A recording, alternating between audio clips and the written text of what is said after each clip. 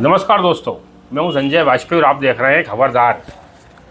जिनके कंधों पर कानून का पालन कराने की जिम्मेदारी है, जो कानून के रखवाले हैं, यदि वे ही कानून के साथ खेलेंगे, कानून का मजाक उड़ाएंगे, तो आम जनता में कानून की क्या इमेज बनेगी, क्या छवि बनेगी, ये बड़ा प्रश्न है। कई बार ऐसी तमाम घटना प्रकाश में आती हैं जिसमें पुलिस अधिकारी खुद ही कानून के साथ ऐसा खेल खेलते हैं जिससे कानून की मजाक बनती है। ऐसा ही एक मामला प्रकाश में आया जिसमें एक नाबालिग बच्ची के गायब होने के बाद उसके पिता को न्याय के लिए दर भटकना पड़ा। थाने से लेकर भोपाल के डीजीपी तक के कार्यालय में उन्हें चक्कर लगाना पड़े, तब जाकर उन्हें न्याय मिला। क्या है पूरा मामला, हम बताते हैं। 12 अप्रैल के दिन धार शहर के समीप स्थित मतलबपुरा से एक नाबालिग बच्ची अचानक घर से गायब हुई। बताया जाता है कि रात के 1:30 बजे वह घर से गायब हुई। सुबह 4 बजे जब उसके माता पिता उठे तो उन्होंने देखा बच्ची घर पर नहीं थी। वे घबरा गए। उसके पश्चात वे नौगांव थाने पहुँचे। नौगांव थाने पर उस वक्त केवल एक पुलिसकर्मी मौजूद था। उसने इनसे कहा कि अभी कोई भी अधिकारी नहीं है, पुलिसकर्मी नहीं है, आप जाओ, बाद में दोपहर में आना। उसके पश्चात दोनों बच्ची के माता पिता घर चले गए और दोपहर में फिर थाने पहुँचे तो वहाँ पर टीआई हीरू रावत व अन्य पुलिस अधिकारी कर्मी सब मिले। उनको इन्होंने अपनी पूरी व्यथा बताई और बताया कि लड़की 1:30 बजे रात को वहीं उठ के चली गई है और हमें फलाने व्यक्ति में शंका है। इन्हें जिनमें शंका थी उस व्यक्ति का इन्होंने नाम भी बताया, लेकिन टीआई ना जाने क्यों उन फरियादियों के पक्ष में दिखाई दे रहे थे। उन्होंने इनकी बात नहीं सुनी और केवल गुमशुदगी दर्ज करके इन्हें रवाना कर दिया। जबकि ये लगातार कह रहे थे कि बच्ची का अपहरण हुआ है, बच्ची नाबालिग है, तो बच्ची को ढूंढा जाए और जो मैं नाम बता रहा हूँ उन आरोपियों को भी तलाशा जाए। लेकिन पुलिस ने इस मामले में रुचि नहीं दिखाई, विशेषकर टीआई ने, और इन्हें वहाँ से रवाना कर दिया। केवल खाना पूर्ति करते हुए गुमशुदगी दर्ज कर ली। उसके पश्चात यह धार में एसपी के पास पहुँचे। एसपी के वहाँ से भी इन्हें न्याय नहीं मिला। उसके पश्चात ये इंदौर आईजी के यहाँ गए, वहाँ से भी इन्हें कोई विशेष तवज्जो नहीं मिली। तत्पश्चात यह 1 महीने बाद भोपाल डीजीपी कार्यालय पहुँचे और वहाँ जाकर डीजीपी महोदय को पूरी व्यथा बताई। उसके पश्चात जाकर इन्हें आज न्याय मिला है और प्रकरण दर्ज हुआ है। तो हम इनसे पूछते हैं, इनकी जुबानी पूरे मामला सुनते हैं। आपको कब मालूम पड़ा कि आपकी बच्ची घर से लापता हो गई? हमको 12 अप्रैल रात को 4 बजे पता चला कि हमारी लड़की घर में नहीं है। तो सुबह जल्दी हम उठे, देखे तो हमने इधर उधर देखा तो कहीं लड़की मिली नहीं। और फिर सुबह 5 बजे मैं नौगांव थाने पे गया तो वहाँ पे मेरे को एक जवान मिला और उसी ने बोला कि अभी कोई अधिकारी नहीं है, आपकी एफआईआर अभी नहीं होगी, आप दोपहर में आना। तो मैं फिर दोपहर में गया तो वहाँ पे हीरू रावत टीआई साहब थे और अपने मनीष हेड साहब थे जो कि बीट अधिकारी है। तो उनको मैंने बोला कि सर मेरी लड़की नाबालिग घर से मोबाइल ले गई है वो घर का, और उसकी लोकेशन ट्रेस करिए। तो उनने इस चीज़ पे ध्यान नहीं देते हुए बोले कहाँ गई है, क्या है ये, तुम कैसे बोल सकते हो? तो मैंने कहा मैं सबूत दे रहा हूँ आपको, लड़के के नंबर दे रहा हूँ, लड़के के पिताजी के नंबर दे रहा हूँ, गांव बता रहा हूँ, सब मेरे पास सबूत है। तो आप एफआईआर लिखिए, नाम दर्ज मैं बोल रहा हूँ। तो उन्होंने नाम दर्ज एफआईआर नहीं लिखते हुए ये बोला कि हम गुमशुदगी लिख ही रहे हैं, बस यही लिखी जाएगी। ये जो है लड़की के पिता हैं, लेकिन न्यायालय के आदेश के अनुसार हमें इन्हें इनकी पहचान उजागर नहीं करना, इसलिए हम ऊपर कपड़ा बांधकर हमसे चर्चा कर रहे हैं। ये बता रहे हैं कि जब थाने पर पहुँचे तो इन्होंने लड़के का नाम जिस पर शंका थी वो बताया, उसका नंबर दिया, लेकिन पुलिस ने कोई लोड नहीं लिया। उसके पश्चात आप कहाँ गए फिर? उसके बाद हम एसपी साहब के पास गए तो एसपी साहब को हमने बोला सर नाबालिग लड़की है, ऐसा ऐसा हुआ है हमारे साथ। तो टीआई रावत से बात करने के बाद में टीआई रावत ने एक शब्द बोला कि सर इनका आपसी राजीनामा हो गया है।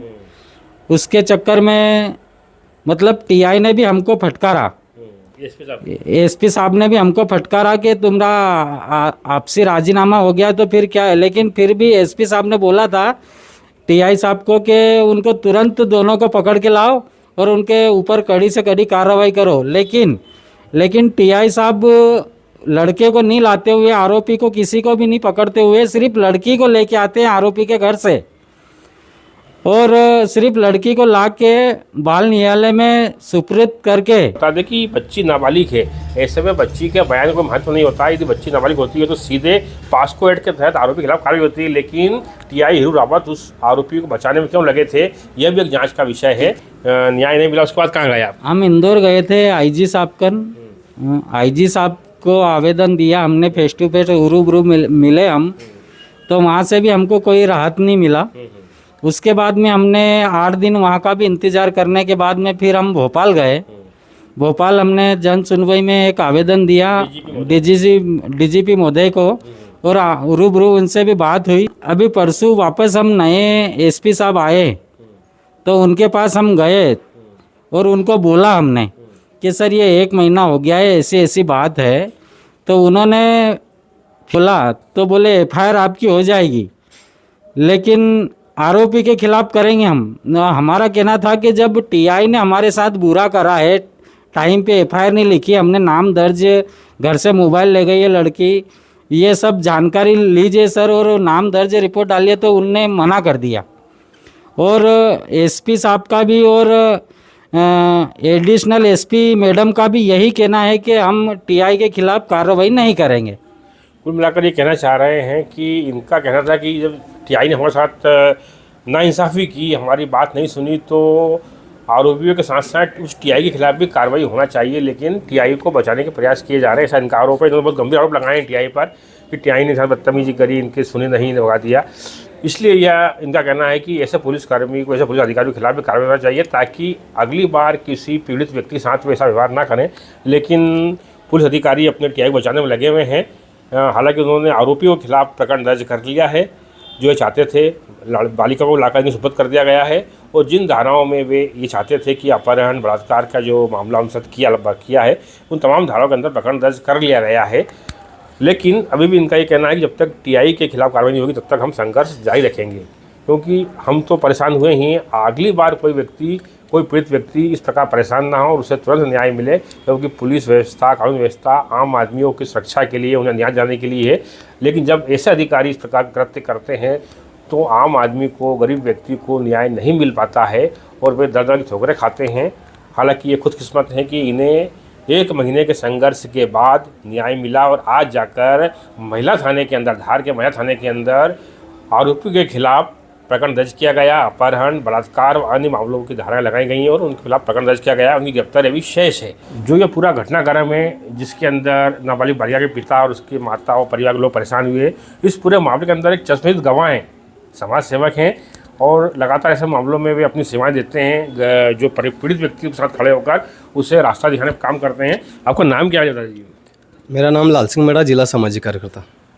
मेड़ा जी हैं और ये सामाजिक कार्यकर्ता हैं। विशेषकर आदिवासी समाज के अंदर जिस प्रकार के कृत्य होते हैं, घटना होती है, उसमें ये विशेष रुचि लेकर उनकी मदद करते हैं। इस पूरे मामले के अंदर जैसे कि अभी बताया पीड़ित बालिका के पिताजी ने कि वे 1 महीने तक संघर्ष करते रहे, उनकी सुनवाई नहीं हुई, धार के नौगांव के थाने से लेकर भोपाल तक जाना पड़ा।